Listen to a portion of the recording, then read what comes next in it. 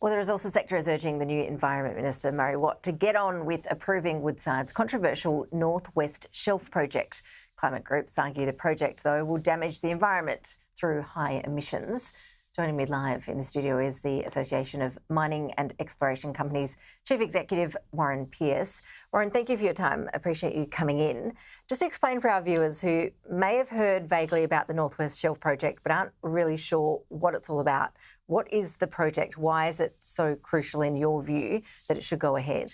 Look, it's critical for Western Australia. So the North West Shelf project was built in the 70s. It's a major onshore gas processing facility just on Dampier on our northwest coast. What is being considered by the federal and state governments is the extension of Browse, the Browse project, which sits off the Kimberley coast, but it will be piped down to the existing North West Shelf facility to enable that facility to continue going, which means a very low level of new environmental impact. We're using an existing facility, but it also connects to the Dampier-Bunbury pipeline, which provides the domestic reservation gas to metropolitan Perth in the southwest, and indeed is a major factor for one of the reasons our energy prices are much lower here in Western Australia than they are on the East Coast. Of course, climate groups are arguing this is going to be disastrous. It's actually already got the tick-off from the West Australian state government, but now all our eyes are on the federal government, and they're balancing this up, of course. There are different views within the Labor Party as well about this project.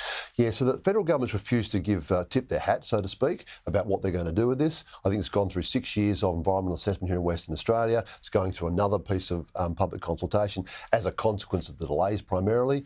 This happens all the time. You put your project forward, you continue to look at ways to reduce the environmental impact, but often that's done after you've received the initial approval and you continue to refine the project. We'll have to go through another 4 weeks of consultation here. The state government's essentially dispatching our new Minister for Environment here, Matthew Swinburne, to work with his new Federal Environment Minister to make sure that everything that can be done is being done, and hopefully we can receive a reasonably speedy approval from the Commonwealth. At Mr Albanese's very first news conference for his second term, he stressed the need to get on with a national EPA. What's your view on that? Because the resources sector, I know, has been very nervous about how this could play out and what it could mean for some of these big projects. So we're not concerned about strong environmental protections. We are a little concerned about the model they're putting forward with the EPA. What it is at the moment is to propose an Environmental Protection Australia, appoint essentially a Canberra bureaucrat to sit over that and make those decisions. What we'd like to see is actually an EPA should work like it does in the states and territories. It's a board of specialised expertise who provide advice to the Minister for Environment who makes the decision. That person then is accountable to the Parliament and accountable to the people, and they're expected to make decisions that reflect not only their responsibilities in their portfolio but also community views and expectations, and that's really how these things should be dealt with. So I think the Prime Minister's left a little bit of wiggle room for some change there, but it's pretty clear they want to pursue quite quickly with that. And then the other part of that, of course, is the nature positive legislation that essentially they've said we're going back to the drawing board, and the new Minister will be expected to, probably in the first 3 or 4 weeks, really lay out how he's going to go about public consultation on that. And I think in particularly making that change from Tanya Plibersek, where the relationship between industry and the ministry become quite strained, to have some fresh eyes and a new perspective. Let's get this right and do it properly. Okay, so you're welcoming the appointment of Murray Watt here?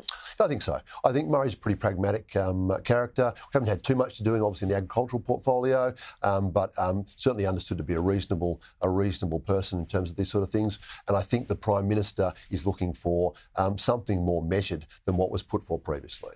Obviously, saw the Prime Minister step in a number of times before the election to slow down the nature positive legislation, ultimately to stop it, and to refuse to deal with the Greens on that issue. And I think the result he's had really says that people in Australia are looking for something more. They want strong environmental protections, but they also want someone to keep an eye on the impact on the economy. And so I'm thinking that Minister Watt, hopefully, will take a more measured approach, and we can work together to find something perhaps in the middle that increases environmental protection, but doesn't get rid of or doesn't put in place more barriers for industry. Yeah, there are a few policy areas, aren't there, where it's sort of a watch this space on when it comes to your sector. One of them is the creation of this critical minerals strategic reserve, which was a bit of a surprise in the election campaign from Labor. Do you now have a handle on what that actually entails and whether or not it's a good idea? Well, I think it probably is a good idea. The question is, can it be effective beyond the scale of the project, the size of the project? They've got $1.2 billion, which doesn't buy a lot of critical minerals. So we're probably talking about things like rare earths and other niche critical minerals or critical minerals byproducts. It could work quite well, but we've got to make sure we do that closely in designing it with industry to make sure it can actually help companies get projects off the ground and secure financing, and also meets the other objective, which obviously is to make sure we're in a position to provide our strategic partners. We're talking nations like the United States, Korea, Japan and India. If they have a need for critical minerals or indeed further trade restrictions or export bans that get in the way of them being able to access it, that actually the critical minerals reserve here becomes their secondary option. So there's a lot to work out. We still don't know too much more about where government's thinking is, but indeed I don't think there's anything to be particularly worried about. It's voluntary, doesn't involve export controls or domestic reservations here. Companies can choose to participate or not participate. Let's find a way to make it work. Okay, all right, we'll watch developments in that space pretty closely then, and it looks like the North West Shelf will be the first big agenda item in your area. So we'll, look forward to speaking to you again once we get a decision either way. Warren Pearce, thank you for that. Pleasure, Ashley.